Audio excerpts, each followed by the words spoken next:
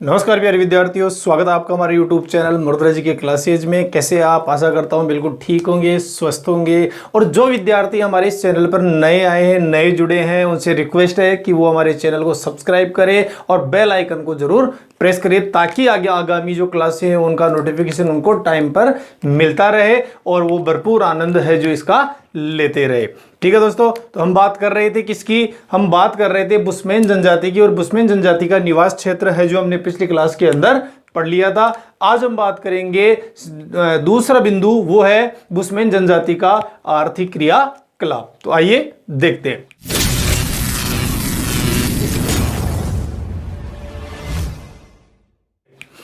तो बुशमैन जनजाति के आर्थिक क्रियाकलाप की हम बात कर रहे हैं और बुशमैन जनजाति के आर्थिक क्रियाकलापों को भी 5 मुख्य बिंदुओं में बांटकर इसका अध्ययन करेंगे। जिस प्रकार से हमने एस्किमो का अध्ययन किया था, वही आखेट, भोजन, वस्त्र, निवास गृह, ठीक है, उसी प्रकार से इसको भी कुछ बिंदुओं में डिवाइड करके फिर इसका डिटेल से अध्ययन करेंगे और इसको बहुत ही बढ़िया तरीके से समझने का प्रयास करेंगे। तो देखिए, सबसे पहले हम बात करते हैं आखेट कि बुशमैन जनजाति का जो आर्थिक क्रियाकलाप है, अपना जीवन ये किस प्रकार जीते हैं, किस प्रकार का इनका रहन सहन खान पान है, हम उसकी बात कर रहे हैं। आर्थिक क्रियाओं की बात करें, आर्थिक क्रिया के अंदर ये सबसे जो प्रमुख है वो क्या करते हैं? आखेट। और आखेट का मैंने आपको पिछली क्लास के अंदर बताया था। आखेट का मतलब क्या होता है? शिकार करना। क्या होता है? शिकार करना। क्योंकि देखिए ये आदिम जनजातियां हैं, ठीक है, और इनका जो व्यवसाय है वो भी आदिमी है। और आदिम व्यवसाय क्या है? आखेट या संग्रहण। समझ में आ गया? अपनी तरह आधुनिक मानव की तरह किसी प्रकार का कोई व्यवसाय नहीं करते हैं। तो आखेट की बात कर रहे हैं। आखेट का मतलब क्या होता है? शिकार करना। तो देखिए, सबसे पहले बुशमैन मूल रूप से क्या है? आखेटक है। ध्यान देंगे यहां, बुशमैन मूल रूप से क्या है? आखेटक है। मूल कार्य इनका क्या है? आखेट है। ये आखेट करते हैं, ठीक है।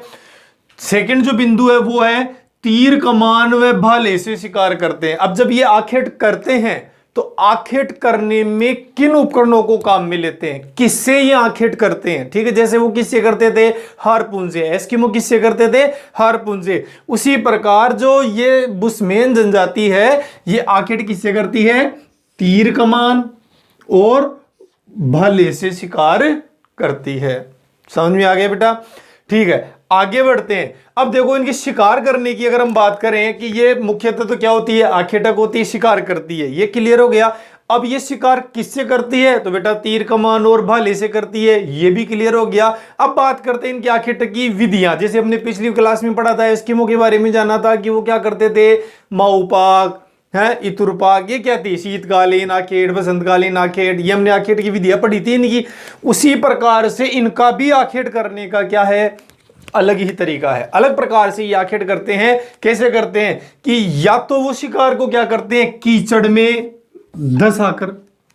कीचड़ के अंदर जो बड़े जो शिकार होते हैं उनको या तो कीचड़ में धंसाकर या फिर फंदों में फंसाकर। कीचड़ में धंसाकर या फंदों में फंसाकर, गड्ढों में गिराकर, बड़े बड़े गड्ढे बना लेते हैं, ठीक है। उनके ऊपर पत्तों से, टहनियों से उसको क्या कर देते हैं? पैक कर देते हैं, उसको ढक देते हैं और चारों तरफ से उस पर वो क्या करते हैं? उसको घेरते हुए और उस गड्ढे की तरफ दौड़ाते हुए उसको उल्लाते हैं और वो क्या हो जाता है? उस गड्ढे में गिर जाता है और फिर वो बाहर नहीं निकल पाता और वो उससे क्या कर लेते हैं? उसका शिकार कर लेते हैं। इसी प्रकार से उसको कीचड़ में फंसाते हैं, उसी प्रकार से उसको फंदों में फंसाते हैं, ताकि उनका जो शिकार है वो आसानी से हो सके। समझ में आ रही है मेरी बात? आगे देखिए, तो शिकार कैसे करते हैं? बड़े शिकार कैसे करते हैं? ये कीचड़ में धंसाकर, फंदों में फंसाकर, गड्ढों में गिराकर और या फिर लास्ट में विषाक्त जल पिलाकर। जो विषाक्त, जो पॉइजन वाला जो जल है, जहर वाला जो जल है, पानी है, वो उनको पिलाते हैं या पीने के लिए मजबूर करते हैं और उनका शिकार करते हैं। तो ये इनकी शिकार करने की क्या है? विधियां हैं। किनकी? बुशमैन की। और मोस्टली ये तीर, कमान और भाले से शिकार करते हैं। क्लियर? ठीक है, आगे देखते हैं। आगे बात करते हैं हम आखेट के अंदर। अगला जो मोस्ट बिंदु है, इसको ध्यान देंगे, कई बार परीक्षाओं के अंदर आपसे पूछा गया है और आगामी परीक्षाओं के अंदर भी पूछा जा सकता है। क्या है कि ऐसी कौन सी जनजाति है, प्रश्न समझने का प्रयास कीजिए आप, ऐसी कौन सी जनजाति है जो जंतुओं की हूबहू नकल करने में निपुण होते हैं। भाई जंतुओं की बोली, जिस प्रकार से जंतु बोलते हैं उनकी बोली वो समझकर उसी प्रकार से वो क्या करते हैं, उसकी नकल निकालते हैं। तो वो जनजाति है बेटा बुशमैन जनजाति। कौन सी जनजाति है? बुशमैन। तो देखेंगे ये जंतुओं की बोली की क्या करने में, नकल करने में निपुण होते हैं। जंतुओं की, किसी भी जंतु की बोली निकालने में क्या होते हैं, ये निपुण होते हैं बुशमैन जनजाति। समझ में आ गया आपको? ये था बेटा पहला बिंदु हमारा आखेट। आखेट के बारे में समझ में आ गया कि आखेट है। देखो जो भी जनजाति होगी आदिम तरीके से जीवन जी रही होगी, उनका प्रमुख कार्य क्या होगा, आखेट होगा। ये क्लियर है? ये लगभग एस्किमो, बुशमैन, भील कॉमन है। ठीक है, तीर कमान भाले जो भी प्राचीन जो इनके औजार हैं जो काम में वो भी लेते थे, ये भी लेते हैं।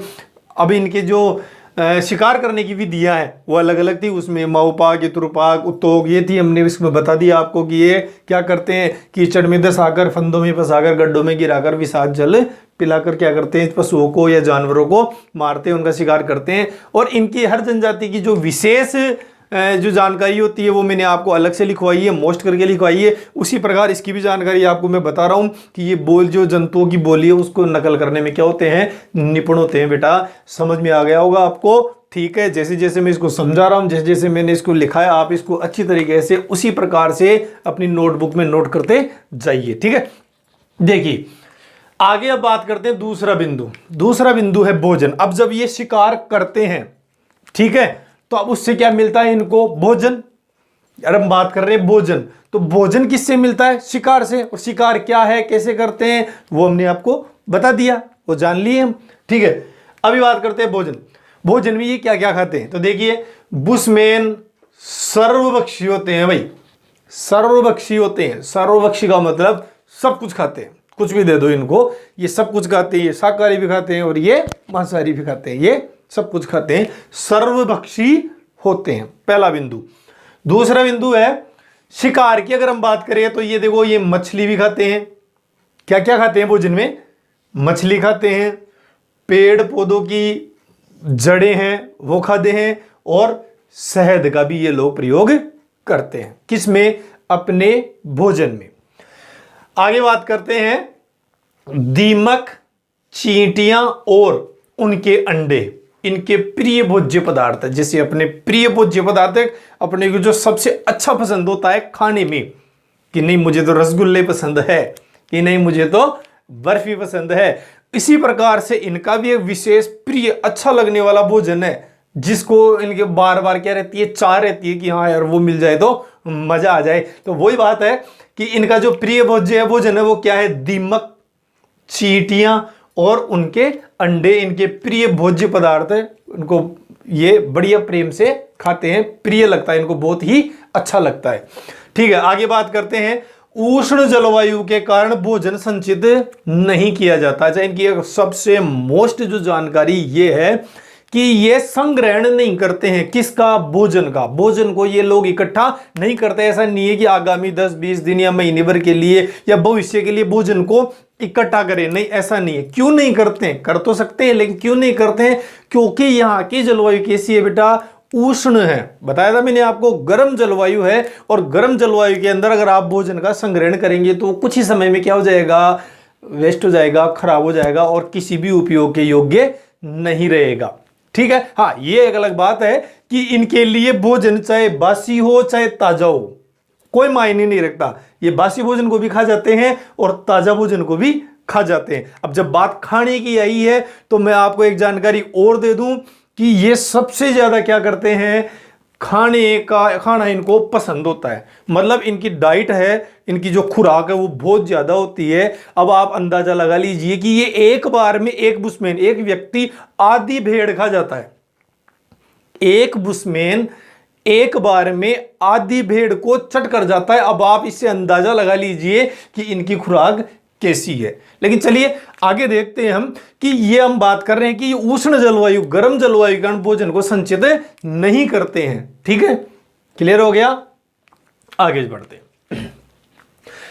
तो दो बिंदु हो गए, एक हो गया हमारा आखेट, एक हो गया भोजन और दूसरा है वस्त्र। अब ये किस प्रकार के वस्त्र पहनते हैं, क्योंकि देखिए हर जनजाति के वस्त्रों में आपको काफी अंतर मिलेगा। और देखिए एक जनजाति के बारे में अगर आप पढ़ रहे हैं तो उसकी तुलना दूसरे जनजाति से करते हुए पढ़िए, ताकि उसका भी क्लियर होता रहे कॉन्सेप्ट, और ये भी आपको याद हो। दोनों में अंतर करके पढ़ेंगे तो दोनों को आपको अच्छी तरीके से याद हो जाएगा। तो एस्किमो के बारे में बताया था कि वो किस प्रकार से पहनते हैं, वो क्या क्या पहनते हैं, बताया था नहीं बताया था कि वो किस प्रकार के कार्मिक्स मुक्लोक्स जूते पहनते हैं, तिमियाक उमियाक जो भी उनका है, जो उनके बारे में मैंने आपको जानकारी दी, अनुहाक है, तिमियाक, तो ये सारे क्या है उनके वस्त्र थे। उसी प्रकार से ये क्या है, इनके वस्त्र हैं। वस्त्रों की अगर हम इनकी बात करें तो इनके वस्त्र क्या होते हैं, बहुत ही कम होते हैं।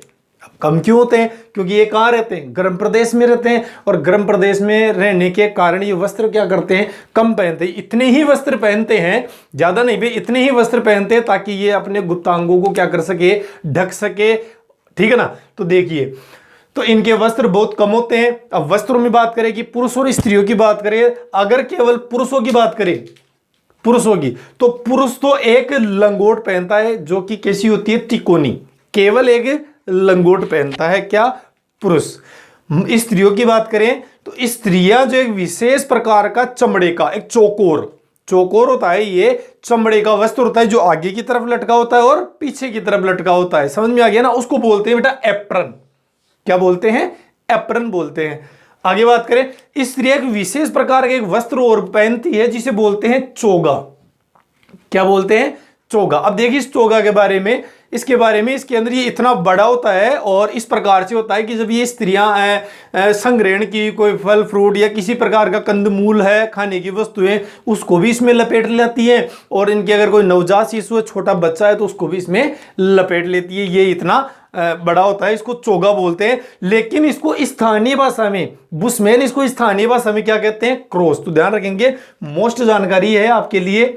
अगर आपसे क्वेश्चन पूछा जाए कि क्रॉस क्या है तो ध्यान देंगे, क्रॉस क्या है, क्रॉस बुशमैन जनजातियों द्वारा पहने जाने वाला एक विशेष प्रकार का वस्त्र है, चोगा, जिसे स्थानीय भाषा में क्या कहा जाता है, क्रॉस कहा जाता है। ठीक है, अब आगे बात करते हैं इनके वस्त्रों की। जाके बात चल रही है तो इसी के अंदर एक बिंदु और है कि ये चमड़े की टोपी और जूतों को भी काम में लेते हैं। ये चमड़े की टोपी और जूते भी पहनते हैं।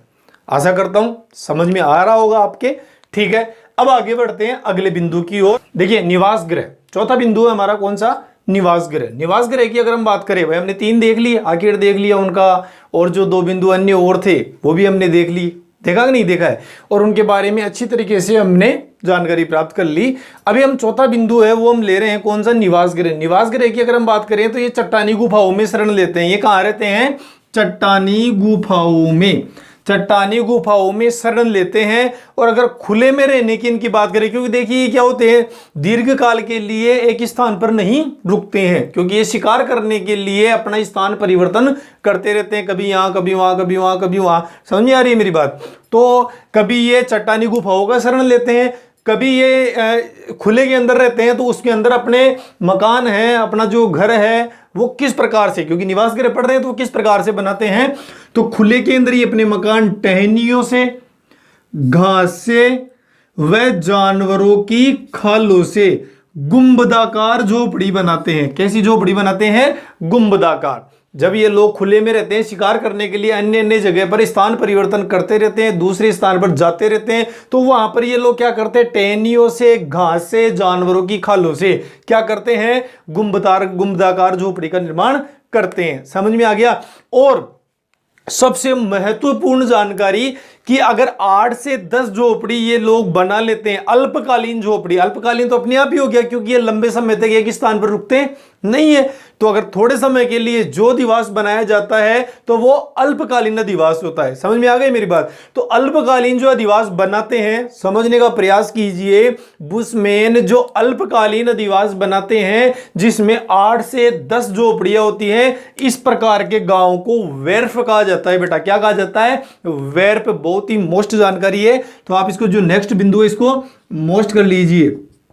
क्या है कि बुशमैन लोगों के अल्पकालीन, समझने का प्रयास कीजिए, अल्पकालीन, क्योंकि ये शिकार के लिए स्थान परिवर्तन करते रहते हैं। समझ में आ गया?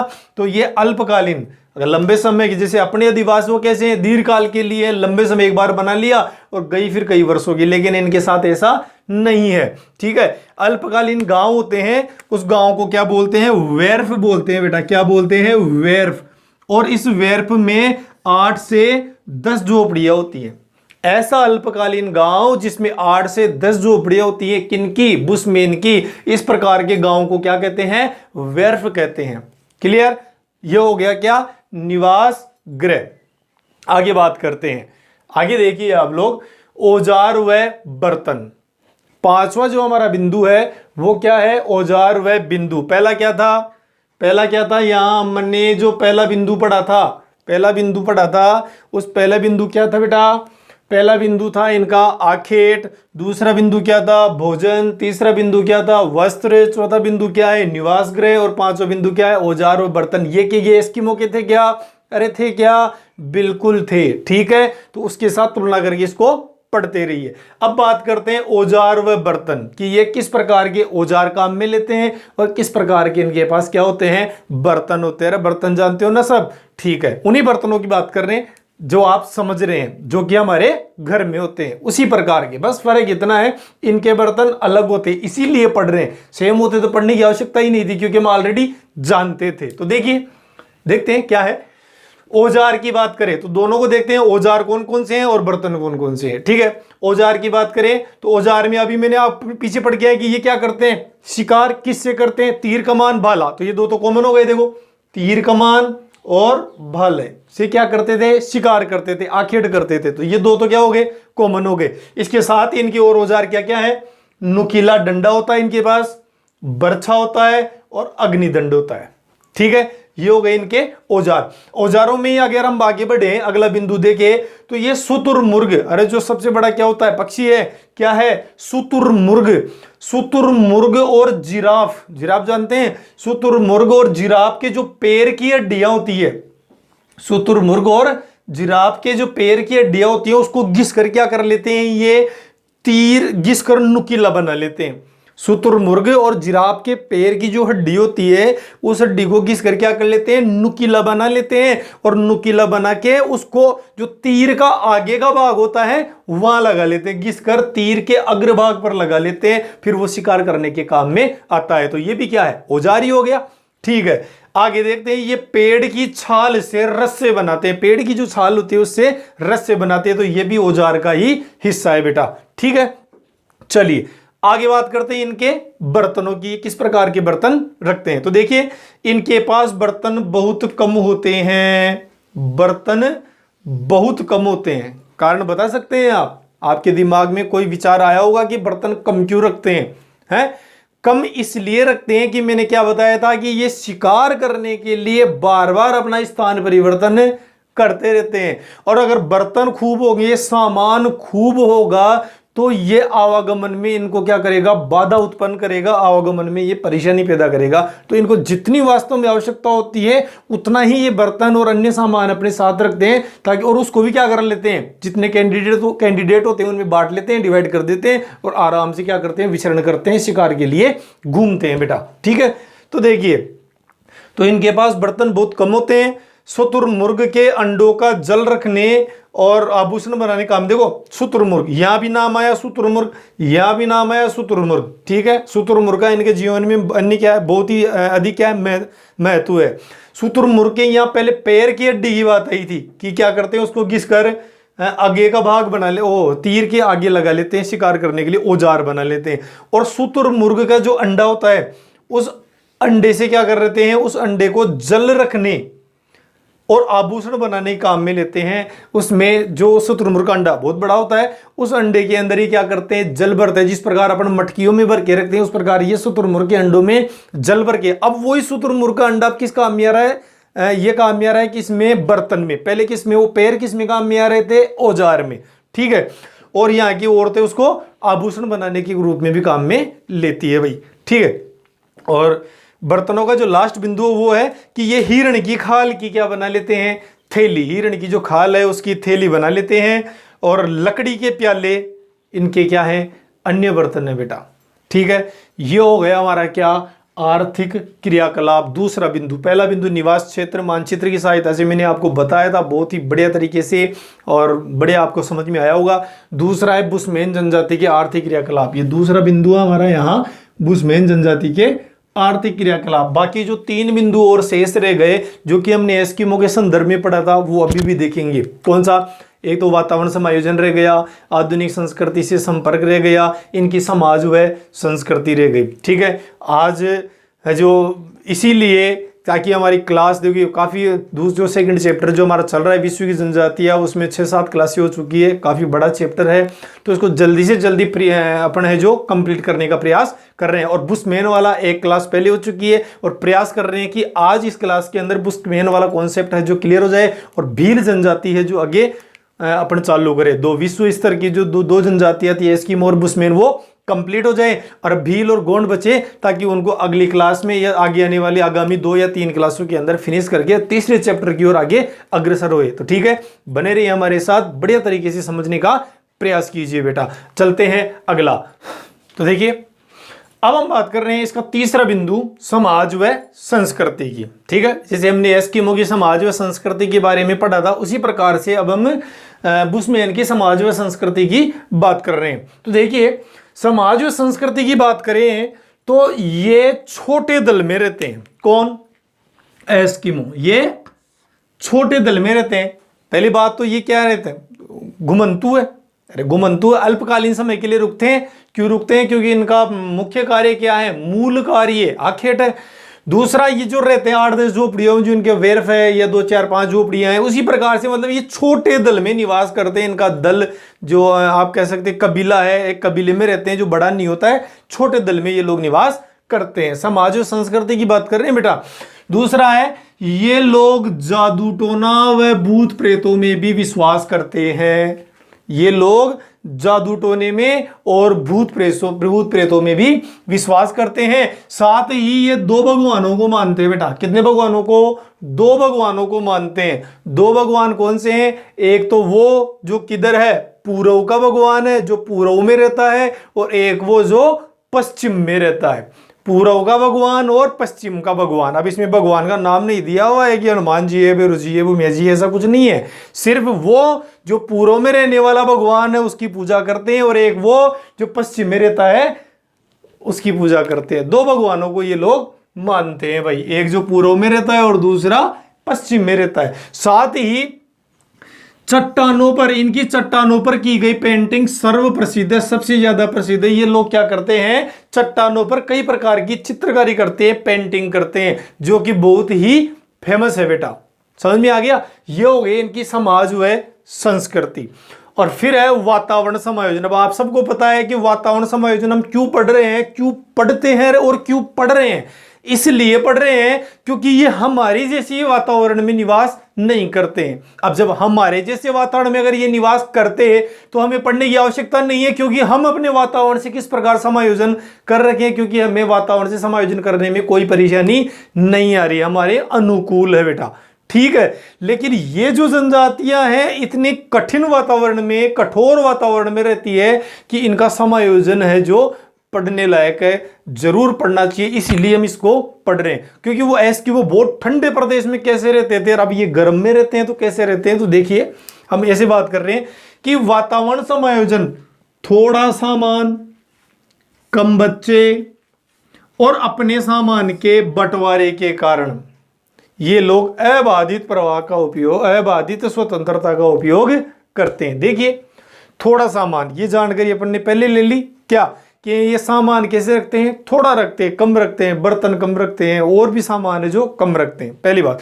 दूसरा कम बच्चे, बच्चे भी कम रखते हैं, थोड़ा सामान कम बच्चे। साथ ही जो है थोड़ा है सामान, बच्चे भी कम है, लेकिन ये जो है इसको भी ये क्या कर लेते हैं, जितने लोग उसमें सामान का बंटवारा कर लेते हैं, उसका क्या कर लेते हैं, बंटवारा कर लेते हैं। अब बंटवारा करेंगे तो सबके हिस्से में थोड़ा थोड़ा ही आता है। अब थोड़ा थोड़ा आता है तो कम सामान को लेकर ये अबाधित, अबाधित का मतलब बिना किसी बाधा के स्वतंत्रता से आजादी के साथ उपयोग करते हैं, घूमते हैं, स्वतंत्र विचरण करते हैं, शिकार के लिए आगे एक दूसरे स्थान पर आते जाते रहते। अगर ज्यादा सामान रहेंगे, ज्यादा बच्चे रहेंगे, तो इनको आने जाने में, आवागमन में बहुत ही अधिक क्या होगी, परेशानी होगी। ठीक है, नेक्स्ट है अकाल के समय बुश्मैन स्त्रियां क्या करती है, गर्भधारण करना बंद कर देती है। जब अकाल पड़ता है, जिस समय अकाल पड़ता है, खाने के लिए इनको पर्याप्त भोजन और इनकी जो सुविधाएं हैं वो पर्याप्त मात्रा में नहीं मिल पाती, उस समय यहाँ की जो स्त्रियां हैं वातावरण समायोजन करने के लिए क्या करती है, गर्भधारण करना बंद कर देती है। ठीक है, और लास्ट है इसका, शिकार किए गए पशु के प्रत्येक भाग को ये काम में लेते हैं। कहने का मतलब उसको वेस्टेज, एक बार शिकार कर लिया, जब तक उसके पशु का प्रत्येक हिस्सा वो काम में नहीं ले लेंगे तब तक अगला शिकार वो नहीं करते हैं। उसको कंप्लीट, उसके हर पार्ट्स को, हर हिस्से को काम में लेने के बाद अगला शिकार करते हैं। तो ये शिकार किए गए पशु को प्रत्येक भाग को क्या करते हैं बेटा, काम में लेते हैं। इस प्रकार इनका क्या है, ये बुश्मैन लोगों का वातावरण समायोजन है। क्लियर। और आज की इस क्लास का जो लास्ट बिंदु है, आज की इस क्लास का और बुश्मैन जो जनजाति हम पढ़ रहे हैं उसका जो लास्ट बिंदु है वो है आधुनिक संस्कृति से संपर्क। नेक्स्ट क्लास के अंदर हम भील स्टार्ट करेंगे, भील जनजाति के बारे में पढ़ेंगे बेटा। ठीक है, इसीलिए भाई ताकि क्लास ज़्यादा लंबी नहीं हो और आपको अच्छी तरीके से समझ में आए। ज़्यादा लंबी क्लास होने की वजह से क्या होता है कि बार बार आपको कई प्रकार की परेशानियों का सामना करना पड़ता है बेटा। तो इसलिए हमने भाई क्लास अधिक लंबी नहीं हो, इसलिए आज इस थ्योरिकल पार्ट को समझने के लिए इस पद्धति को अपनाया है। ठीक है ना। तो देखिए, आधुनिक संस्कृति से संपर्क की अगर हम बात करें तो एस्किमो जनजाति थी, वो भी आधुनिक संस्कृति के संपर्क में आने से उनमें भी क्या हुआ था, बदलाव आया था। तो बुश्मैन जनजाति का भी जब आधुनिक लोगों से संपर्क होगा तो इनमें भी क्या होगा, बदलाव आएगा। क्योंकि देखिए, जैसी संगत वैसी रंगत, संगत का असर तो जरूर आएगा ना। तो देखिए, इनकी जीवन शैली पर बाह्य संस्कृति का प्रभाव पड़ रहा है। सबसे पहले आपको यह मानना होगा कि जब ये जनजाति बाह्य आधुनिक लोगों के संपर्क में आएंगे तो इनकी जीवन शैली पर क्या पड़ेगा, फर्क पड़ेगा बेटा, जरूर पड़ेगा। ठीक है। दूसरा, अब ये जल स्रोतों के निकट आदिम निर्वाह कृषि करने लगे। क्या फर्क पड़ा है, इनकी जीवन शैली में क्या अंतर आया कि पहले तो इनका मूल कार्य क्या था, आखेट था। क्या करते थे, पूर्ण रूप से किस पर निर्भर थे, आखेट पर। अब ये लोग आखेट तो करते ही हैं, पूर्ण रूप से इन्होंने बंद नहीं किया है, लेकिन अब ये लोग कृषि भी करने लगे हैं। जल स्रोतों के निकट, जैसे तालाब है या जहां जल इनको आसानी से उपलब्ध हो उसके आसपास वाले क्षेत्रों में ये लोग क्या करने लगे, आदिम कृषि करने लग गए हैं। जो स्थानांतरित कृषि है, जो आदिम औजारों से की जाने वाली कृषि है, आदिम कृषि जो केवल अपने जीविकोपार्जन हेतु की जाती है, वो कृषि अब ये लोग बेटा करने लग गए हैं। तो चेंजेस हुआ, परिवर्तन आया इनमें। ठीक है, आगे बात करें, स्थानीय व्यापारियों के साथ अब ये वस्तुओं का विनिमय भी करते हैं। ठीक है ना। पहले तो क्या करते हैं, केवल शिकार करते थे। अब जो वस्तुएं उत्पादन करते हैं, जिस चीजों का भी ये उत्पादन करते हैं, जो भी चीजें ये बनाते हैं, अब क्या करने लग गए, विनिमय करने लग गए। अभी अपने तो कौन सा विनिमय, मुद्रा विनिमय, हम तो पैसे देते हैं और आवश्यकता की वस्तु को क्या कर लेते हैं, परचेज कर लेते हैं, खरीद लेते हैं। लेकिन इनके साथ ऐसा नहीं है। आज भी ये क्या कर रहे हैं, वस्तु विनिमय करते हैं। अपनी वस्तु जिसको आवश्यकता हो उसको दे देते हैं और अपनी आवश्यकता की वस्तु उससे ले लेते हैं। लेकिन ये भी परिवर्तन हुआ है, पहले ऐसे नहीं करते थे, शिकार करते थे और अपना जीवन यापन कर रहे थे। अब ये क्या करने लग गए हैं, वस्तुओं का विनिमय भी करने लग गए हैं। और लास्ट जानकारी, बाटू, होटेंटोट व यूरोपीय लोगों के आक्रमणों से इनकी संख्या अब क्या हो रही है बेटा, घटती जा रही है। बाटू जनजाति, होटेंटोट जनजाति, देखिए समझिए, बाटू जनजाति का निवास करती है, ये अफ्रीका की है। बाटू जनजाति दक्षिण अफ्रीका में और मध्य अफ्रीका में निवास करती है। कहां, दक्षिण अफ्रीका में और मध्य अफ्रीका में। और जो होटेंटोट है ये बोत्सवाना में, कहां, केवल बोत्सवाना में। और बोत्सवाना कहां है, अब याद कीजिए, मैंने आपको बताया था क्या, कालारी मरुस्थल फैला हुआ है। कहां, कालारी मरुस्थल फैला हुआ है। अफ्रीका का मानचित्र बनाया था और बताया था मैंने, कहां, दक्षिण अफ्रीका, नामीबिया, अंगोला, बोत्सवाना, बताया था ना।